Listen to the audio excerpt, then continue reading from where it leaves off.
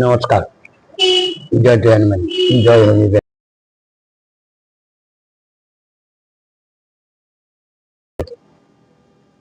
আমি ডক্টর অশোক কুমার চ্যাটার্জি আপনাদের সামনে আজ একটি বিশেষ বিষয় নিয়ে আলোচনার জন্য উপস্থিত হয়েছি।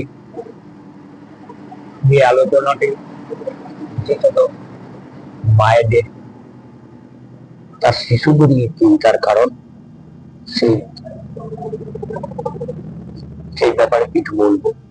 বিষয়টি হলো এনুরেসিস, অর্থাৎ বিছানা ভেজানো। এটা সাধারণত 5 বছর এর অধিক শিশুদের ক্ষেত্রে দেখা দেয়। কিছু কিছু ক্ষেত্রে প্রাপ্তবয়স্ক মহিলা, পুরুষ সকলের ক্ষেত্রেও হতে পারে। এটি লজ্জাজনক অবস্থা হয়ে থাকে। তো অনেক মা এসে তার বাচ্চাদের নিয়ে এই ব্যাপারে চিন্তিত হয়ে আমাদের কাছে আসেন যে তার বাচ্চার বয়স প্রায় 7 বছর হয়ে গেছে, তবু সে এখনো বিছানা ভিজিয়ে থাকে। তো এটি নিয়ে 2-4 কথা বলার জন্য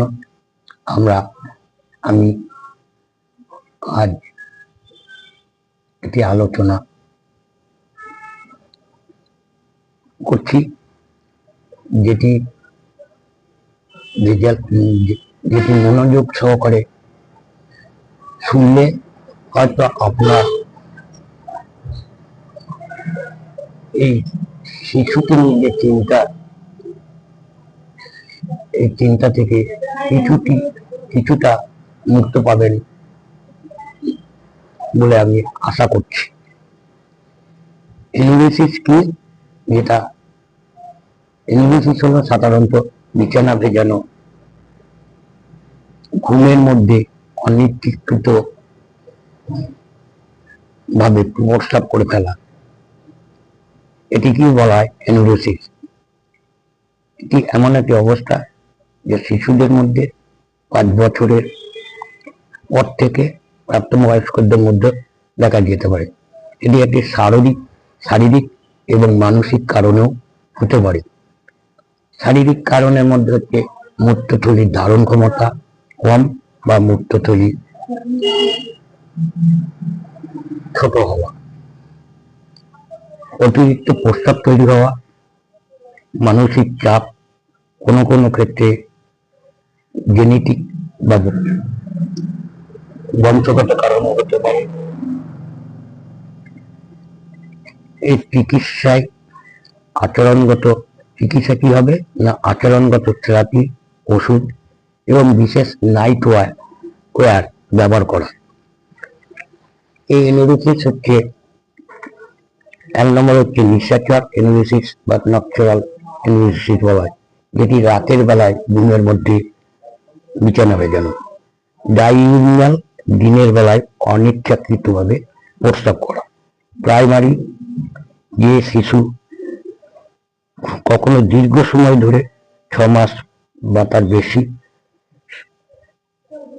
রাতে শুকনো থাকেনি, কন্টিনিউ 6 মাস সে বিছানা ভিজিয়ে থাকছে। সেকেন্ডারি কি, যে শিশু কয়েক মাস বা তার বেশি সময় ধরে বিছানা শুকনো রেখে আবার পুনরায় বিছানা ভেজাতে শুরু করে।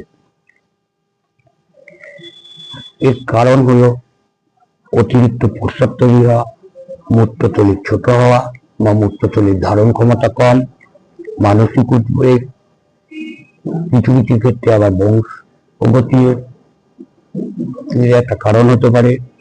বংশগত কারণ বলতে আপনার বংশের যদি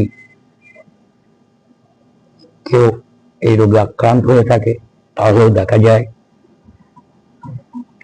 মানসিক উদ্বেগ আমি বলেছি। এবার 4 নম্বর কারণ হচ্ছে কোষ্ঠকাঠিন্য।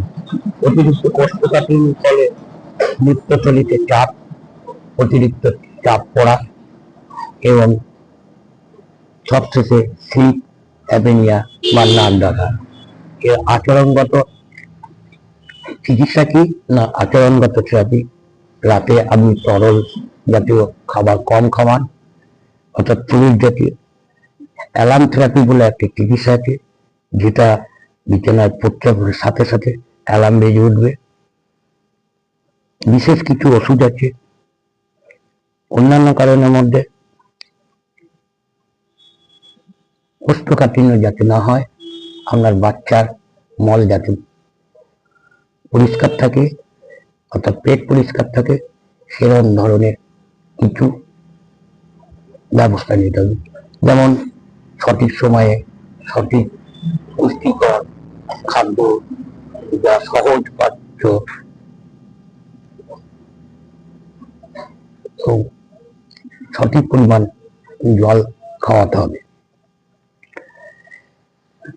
চিকিৎসকের পরামর্শ কখন নেবেন? 5 বছর বেশি বয়সের শিশুদের ক্ষেত্রে,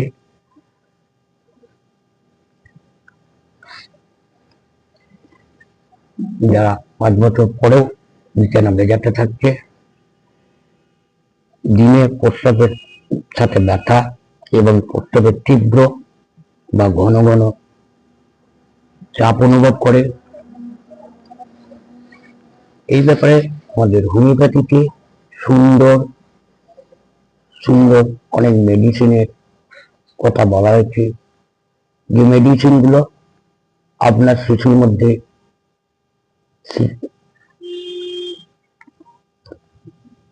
লক্ষণ থাকবে, সেই মেডিসিন সঠিক হোমিওপ্যাথির পরামর্শ অনুযায়ী আপনি গ্রহণ করুন বা আপনার শিশুকে খাওয়ান। অবশ্যই আপনার আপনার শিশুকে নিয়ে যে দুশ্চিন্তা, সেই দুশ্চিন্তা থেকে আপনি অবশ্যই মুক্তি পাবেন বলে আমি আশা করি, এবং আপনার শিশু ভালো থাকবে এই কামনা করি। জয় টু হ্যানিম্যান, জয় হোমিওপ্যাথি। আপনারা সকলে সুস্থ থাকুন, ভালো থাকুন, আনন্দে দিন কাটুক, এই আশা রেখে আমি আজকে আমার এই আলোচনা শেষ করছি। নমস্কার।